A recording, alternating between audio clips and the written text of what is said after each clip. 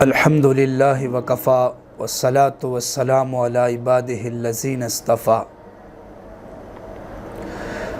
آج کی نشست میں نے محمد مصطفیٰ صلی اللہ علیہ وسلم کی رسالت کے متعلق کچھ باتیں عرض کرنی ہے۔ اللہ تبارک و تعالیٰ نے انسانیت کی ارواح سے 2 دفعہ وعدہ لیا۔ ایک دفعہ تو کل انسانیت کی ارواح کو جمع کر کے عالم ارواح میں، جہاں پر انبیاء علیہ السلام کی روحوں کو بھی جمع کیا گیا، شہداء، صادقین اور کفار، فساق، فجار، تمام کی ارواح کو جمع کر کے اللہ تبارک و تعالیٰ نے ان سے ایک وعدہ لیا۔ فرمایا الست بربکم، کیا میں تمہارا رب نہیں؟ تو سب نے کہہ دیا بلا، آپ ہمارے رب ہیں۔ اور ایک اللہ تبارک و تعالیٰ نے خصوصی وعدہ لیا، صرف انبیاء علیہ السلام کی ارواح کو جمع کر کے ان سب سے وعدہ لیا۔ انبیاء علیہ السلام کی ارواح حضرت آدم علیہ السلام سے لے کر حضرت عیسیٰ علیہ السلام تک 1,24,000 کم و بیش انبیاء کی ارواح کو جمع کر کے اللہ نے وعدہ لیا، اور اس کا تذکرہ قرآن میں موجود ہے۔ وَإِذْ أَخَذَ اللَّهُ مِيثَاقَ النَّبِيِّينَ لَمَا آتَيْتُكُم مِّن كِتَابٍ وَحِكْمَةٍ ثُمَّ جَاءَكُمْ رَسُولٌ مُّصَدِّقٌ لِّمَا مَعَكُمْ لَتُؤْمِنُنَّ بِهِ وَلَتَنصُرُنَّ۔ اللہ نے انبیاء کی ارواح کو جمع کیا، مخاطب کر کے فرمایا کہ میں نے تم سب کو نبوت کا تاج پہنانا ہے، رسالت کا تاج پہنانا ہے، اور میں نے تمہیں عظمتوں کے تاج پہنانے ہیں۔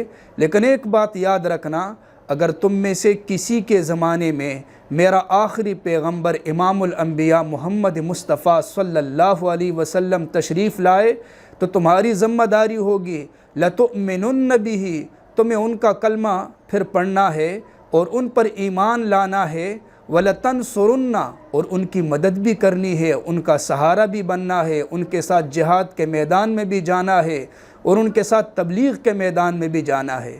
تو تمام انبیاء نے کہہ دیا اقررنا، ہم اقرار کر چکے ہیں۔ یہی وجہ ہے کہ رسول اللہ صلی اللہ علیہ وسلم نے بنی اسرائیل کو مخاطب کر کے انہیں سمجھایا، فرمایا تم اپنے بارے میں شکوک و شبہات میں مبتلا ہو، حالانکہ لو کان موسیٰ حیا لما وسعہ الا اتباعی، آج اگر موسیٰ علیہ السلام زندہ ہوتے تو ان کے پاس بھی نجات کا ایک ہی راستہ ہوتا، اور وہ میرا کلمہ اور مجھ پر ایمان لانا۔ نبی پاک صلی اللہ علیہ وسلم کی بعثت اور آپ کی رسالت کو قرآن نے احسان عظیم فرمایا، یعنی اللہ نے احسان عظیم کے ساتھ اس کو تعبیر فرمایا۔ ویسے تو اللہ کی نعمتیں بہت زیادہ ہے، بارش کے قطرات کتنے زیادہ ہوتے ہیں کوئی انہیں شمار نہیں کر سکتا، لیکن پھر بھی امکان ہے۔ درختوں کے پتے کتنے زیادہ ہیں شمار نہیں کر سکتا کوئی بھی، لیکن امکان ہے۔ آسمان میں کتنے ستارے ہوتے ہیں کوئی بھی شمار نہیں کر سکتا، ان سب کو کوئی شمار نہیں کر سکتا، لیکن امکان و احتمال ہے۔ لیکن اللہ کی نعمتیں اتنی زیادہ ہے، اتنی زیادہ ہے کہ نہ انہیں کوئی شمار کر سکتا ہے اور نہ شمار کرنے کا امکان ہے، بلکہ اللہ خود فرماتے ہیں وَإِن تَعُدُّوا نِعْمَةَ اللَّهِ لَا تُحْصُوهَا، اگر تم اللہ کی نعمتوں کو شمار کرو گے تو تم شمار نہیں کر سکتے۔ لیکن اللہ تعالیٰ نے کسی نعمت کے بارے میں یہ نہیں فرمایا کہ یہ میری طرف سے احسان ہے۔ لیکن رسول اللہ صلی اللہ علیہ وسلم کو بھیجا تو فرمایا لَقَدْ مَنَّ اللَّهُ عَلَى الْمُؤْمِنِينَ إِذْ بَعَثَ فِيهِمْ، فرمایا کہ یہ جو میں نے رسول کو بھیجا ہے یہ مومنین پر احسان عظیم ہے۔ کتابوں میں لکھا ہے کہ جب نبی علیہ السلام کی عمر مبارک 40 سال ہو گئی، آپ غار حرا میں تشریف فرما تھے، اللہ نے حضرت جبریل علیہ السلام کو بھیجا، فرشتہ آیا اور کہنے لگا اقرأ، آپ پڑھیے۔ آپ نے فرمایا ما انا بقارئ، میں پڑھا ہوا نہیں۔ تو روایت کے الفاظ ہے فغطنی، حضرت جبریل نے مجھے اپنے سینے کے ساتھ ملایا اور دبایا، فارسلنی، اور اس کے بعد مجھے چھوڑ دیا۔ پھر فرمایا اقرأ، پڑھیے۔ میں نے کہا ما انا بقارئ، فغتنی الثانیہ، دوبارہ مجھے سینے کے ساتھ لگایا اور پھر چھوڑ دیا، پھر کہنے لگے اقرأ، آپ پڑھیے۔ میں نے جواب میں کہا ما انا بقارئ، فغتنی الثالثہ، فرمایا تیسری دفعہ مجھے اپنے سینے کے ساتھ لگایا اور جب چھوڑا تو فرمانے لگے اقرأ، آپ پڑھیے۔ اللہ نے میری زبان پر یہ کلمات جاری فرما دیے، اقرأ بسم ربک الذی خلق، خلق الانسان من علق، اقرأ وربک الاکرم الذی علم بالقلم، علم الانسان ما لم یعلم۔ اس کے بعد نبی علیہ الصلوۃ والسلام گھر تشریف لائے، آپ پریشان تھے۔ حضرت خدیجۃ الکبریٰ سے فرمایا لقد خشیت علی نفسی، مجھے اپنی ذات کا خطرہ ہے۔ تو حضرت خدیجۃ الکبریٰ رضی اللہ تعالی عنہا جواب میں فرمانے لگی ما یخزیک اللہ ابدا، اللہ تعالیٰ آپ کو رسوا نہیں کریں گے، انک لتصل الرحم وتصدق الحدیث وتحمل الکل وتکسب المعدوم وتعین علی نوائب الحق وتقری الضیف، اور ایک روایت میں ہے وتقری الضیوف۔ تو خدیجۃ الکبریٰ رضی اللہ فرمانے لگی آپ میں تو یہ اوصاف جمع ہے، آپ صلح رحمی کرنے والے ہیں، آپ سچ بولنے والے ہیں، آپ بے سہارا کے لیے سہارا بننے والے ہیں، آپ مہمانوں کا اکرام کرنے والے ہیں۔ کتابوں میں لکھا ہے حضرت خدیجہ آپ کو لے کر اس وقت ورقہ ابن نوفل کے پاس لے کر گئی۔ اب ورقہ ابن نوفل اپنے وقت کے یہودیت اور عیسائیت کے اعتبار سے بہت بڑے عالم تھے۔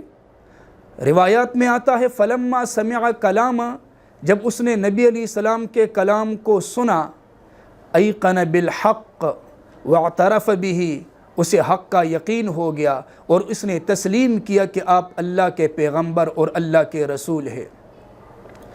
پھر اللہ کی طرف سے حکم آ گیا کہ آپ لوگوں کو دعوت دیں، آپ ایمان اور توحید کی طرف لوگوں کو بلائیں۔ اللہ کی طرف سے حکم آ گیا قل یا ایھا الناس انی رسول اللہ الیکم جمیعا، اے پیغمبر صلی اللہ علیہ وسلم آپ ان لوگوں کو بتائیے کہ مجھے اللہ نے کسی ایک علاقے کی طرف نبی بنا کر نہیں بھیجا، کسی قریہ کی طرف نبی بنا کر نہیں بھیجا، اور مجھے اللہ نے کسی ایک ملک کی طرف نبی بنا کر نہیں بھیجا، مجھے تو اللہ نے پوری کائنات کی طرف عالمگیر نبی بنا کر بھیجا ہے۔ بعثت الی الاسود والاحمر، چاہے کوئی مشرق میں رہنے والا ہو، چاہے مغرب میں رہنے والا ہو، چاہے شمال میں رہنے والا ہو، چاہے جنوب میں رہنے والا ہو، اس کی نجات اور اس کی کامیابی کی ایک ہی صورت ہے کہ میرا کلمہ پڑھے اور میری غلامی اختیار کرے۔ آپ علیہ السلام نے قریبی حضرات کو بلایا، جو رشتہ دار ہیں ان کو جمع کیا، قرآن کی آیت نازل ہو گئی وَأَنذِرْ عَشِيرَتَكَ الْأَقْرَبِينَ، آپ نے قریبی حضرات کو دعوت دی، فرمایا یا ایھا الناس قولوا لا الہ الا اللہ تفلحون، لوگو لا الہ الا اللہ پڑھو تم کامیاب ہو جاؤ گے۔ اور پھر اللہ کی طرف سے حکم آ گیا یا ایھا الرسول بلغ ما انزل الیک من ربک وَإِن لَّمْ تَفْعَلْ فَمَا بَلَّغْتَ رِسَالَتَهُ۔ اب رسول اللہ صلی اللہ علیہ وسلم صبح شام آپ دعوت کے میدان میں محنت کرتے رہے اور لوگوں کی فکر تھی، آپ پریشان رہتے تھے، جہاں کہیں آپ کو کوئی انفرادی طور پہ نظر آتا آپ تشریف لے جاتے، اس کو دعوت دیتے، اگر لوگ جمع ہوتے کہیں آپ وہاں تشریف لے جاتے، کبھی بازاروں میں، کبھی دور دراز کے علاقوں میں، یہاں تک کہ اللہ نے خود تسلی دی فَلَعَلَّكَ بَاخِعٌ نَفْسَكَ عَلَىٰ آثَارِهِمْ إِن لَّمْ يُؤْمِنُوا بِهَٰذَا الْحَدِيثِ أَسَفًا، کہ یا رسول اللہ آپ اپنا خیال تو رکھے، اتنی زیادہ فکر بھی نہیں ہونی چاہیے، اپنی ذات کا خیال تو آپ رکھے، تو اللہ نے خود تسلی دی۔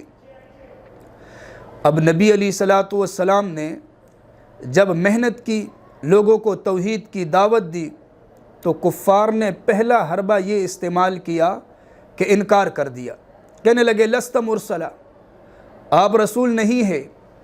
اللہ نے فرمایا میرے پیغمبر آپ جواب نہ دے، ان کے قول کا جواب میں خود دیتا ہوں۔ حضرت جبریل علیہ الصلوۃ والسلام وہی لے کر آ گئے، یاسین والقرآن الحکیم انک لمن المرسلین، پکی بات ہے آپ اللہ کے رسول ہے۔